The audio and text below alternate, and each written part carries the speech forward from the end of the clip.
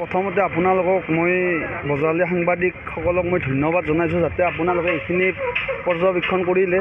এটা আপোনালোকক ক'বলৈ গ'লে এইটো হৈছে এটা বিজেপিৰ মুখ্য কাৰ্যালয়, লগতে এইটো এটা চৰকাৰী BSNL অফিচ। এই BSNLৰ অফিচৰ পৰা কেনেদৰে পানী নিৰ্গত হৈ আছে আপোনালোকে দেখা পাব, পাইপেৰে পানী উলিয়াই আছে। লগতে এই ৰাস্তাটোৰে শ হাজাৰ স্কুল গাড়ী অহা যোৱা কৰে, লগতে ছাত্ৰ ছাত্ৰীসকল আহে।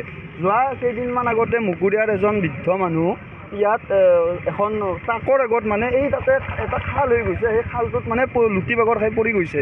লগতে বৃদ্ধজন বহুতো আঘাত হৈছে। আমি অলপ দাঙি চাঙি নি কিনে মেডিকেলৰ ব্যৱস্থাটো কৰা গৈছে। লগতে এই যিটো পানী নিৰ্গত হৈ আছে আমাৰ পৌৰসভাৰ ফালৰ পৰা কোনো ধৰণৰ বৰ্তমানলৈকে মানে একো মানে সেই কৰা নাই আৰু। লগতে আমাৰ ই ৰিক্সাৰ পৰাও 10 টকাকৈ সদায় পাৰ্কিং লয়, আমাৰ কোনো পাৰ্কিঙৰ ব্যৱস্থা নাই। লগতে আমি এই নলা নৰ্দমা এই পানী মানে ক'ৰ লেট্ৰিনৰ পানী আহে, ক'ৰ কি পানী আহে, এই সকলো পানী আমি গছকি মাথন দিনটো মানে নিজৰ কৰ্মত অব্যাহত হৈ আছোঁ।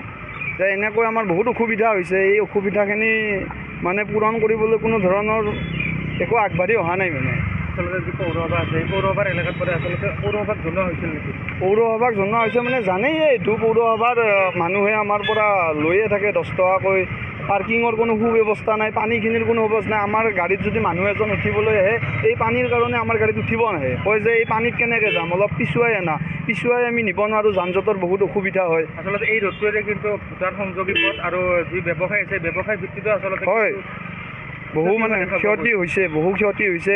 গাড়ী মানে কেতিয়াবা ভূটান গাড়ী আহে 40 স্পীডত আহি ঘপককৈ ব্ৰেক মাৰি দিয়ে। যিমান ইয়াত ই ৰিক্সা বুলি নহয়, যিমান যান বাহন থাকে, যিমান স্কুলীয়া ছাত্ৰ ছাত্ৰী থাকে, সকলোৰে ওচৰত মানে গাঁৱত পানী তিতি বুৰি একেবাৰে বহুত ছাত্ৰ ছাত্ৰী দেখা গৈছে, এনেকুৱা হৈ গৈছে।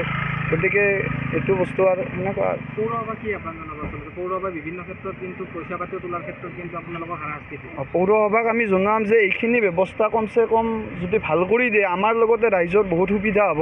অকল ইয়াত বুলিয়ে নহয়, আপোনালোকে যদি যায় ষ্টেচনৰ ৰাস্তাটোত তাতেও পানী মানে বহুত প্ৰাধিকৰণ আছে, তেওঁলোকৰ কোনো গুৰুত্ব নাই, কি ক'ব? গুৰুত্ব নাই মানে এইটো এটা দুখ লগা অৱস্থা। গুৰুত্ব থাকিব লাগে, যিহেতু আমি হৈছোঁ সাধাৰণ ৰাইজক যদি আমাৰ উচ্চ পদস্থ মানুহে যদি কোনো ধৰণৰ সহায় নকৰে আমি কেনেকৈ কি কৰিম? আমি কমপ্লেইন বা আমি এখন লিখিত দিব পাৰোঁ, তাত বাহিৰে আমি একো কৰিব নোৱাৰোঁ। যিখিনি কৰিব পাৰে সেইখিনি উচ্চ পদস্থ বিষয়াই কৰিব পাৰে বা উচ্চ পদস্থ মানুহখিনি কৰিব পাৰে, যিখিনি মানুহ আমাৰ ওপৰত আছে। গতিকে এইখিনি বস্তু তেওঁলোকে যদি সোনকালে ভাল ব্যৱস্থা কৰি দিয়ে আমাৰ লগতে জনসাধাৰণৰো ভাল হ'ব, সুবিধা হ'ব। যিকোনো খবৰৰ বাবে যোগাযোগ কৰক আমাৰ এই নম্বৰত 7099017330 আৰু 7099017110।